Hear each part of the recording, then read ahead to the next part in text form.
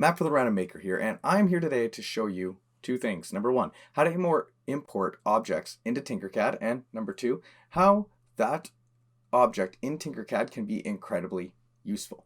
So instead of talking, let's actually get, working with this. Okay, very first step, and I think it's pretty obvious, is go to Tinkercad. If you don't know how to use Tinkercad and you want a quick run through on that, check out in the description below. We have a link to our introduction to Tinkercad video. The next thing we're going to do is, number one, start a new file. As you can kind of see over here, we have different types of files that I've used. Well, one was another video. Others are just other projects I've been working on. And I like to keep them because you never know when you're going to use them. Step one, let's start a brand new file. We're just going to hit 3D design. Nice, simple. Okay. Now that we've got this screen right on here, I'm going to change the name just because file management is incredibly important. Because if you don't know where your files are, not good.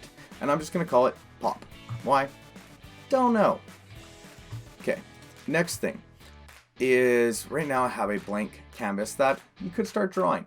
In my case, what I'm going to do is import an object as a base for my drawing. Now, the objects you bring in, unfortunately, cannot be manipulated that much. And so that's one reason why I kind of call this a mashup, because what you can do is use a base drawing or parts in my mind and use them together with another object and kind of merge them together. And that's where this becomes really useful. So let me show you. First step, I'm going to click import. Now, the one problem I've found is my capture software does not show you, but I'm going to click choose file, and it's not showing, but I'm going to be pulling a object, and yeah, so I'm going to pull this in. Okay, next you can see here, this is where you do have the ability to switch it in either millimeters or inches. Also, and here's the part that might be interesting for people, is the scale percentage. So I'm bringing in a pop figure, and let's say you wanted to make a mini version instead of the full size ones. Well, you can just put it at 25% and you're going to get a quarter of the size. Or if you really need to and you have an exact dimension what you're bringing in has to fit, you can actually just put it in right here. Now, I don't truly recommend that one, and there's specific cases where that would be useful, but overall, in this case, I'm going to stick with millimeters and I'm going to stick with 100% scale. Okay, so unfortunately right now we're going to have to wait because importing larger files takes a little bit longer. So we'll just move on to when we get it. Okay, our file has now imported into Tinkercad. Okay, I'm going to zoom out here and we can see our base drawing. Okay, now this is where, depending what you import in, you can use parts and all this.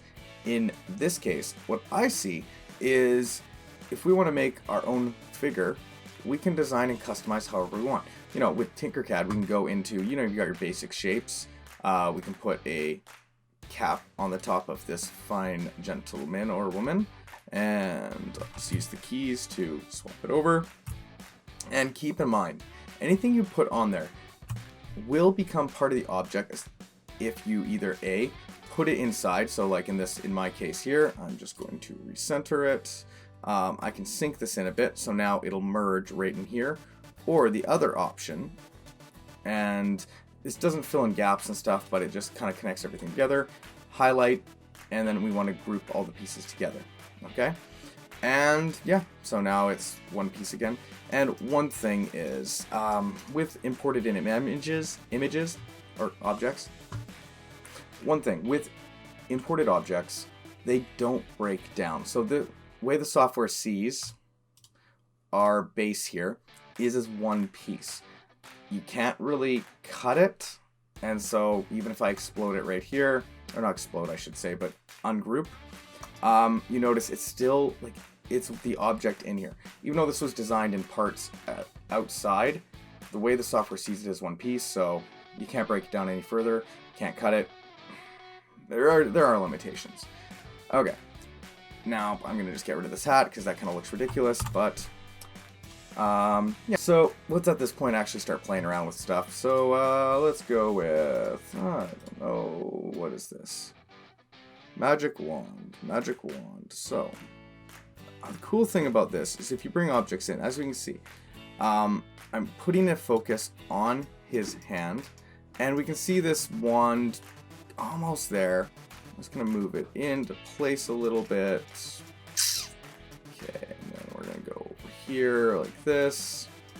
And I'm just going to shift it in here. And now we have, and I can spend more time on there, on getting the wand in. And I use the keys for the fine detail, and that matches up pretty darn good right there.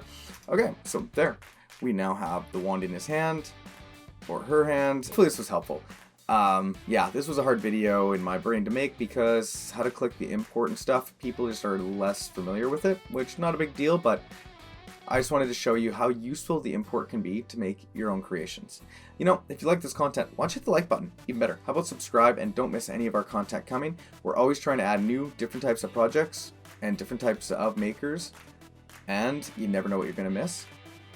Until then, this is Matt from the Random Maker saying, let's get making.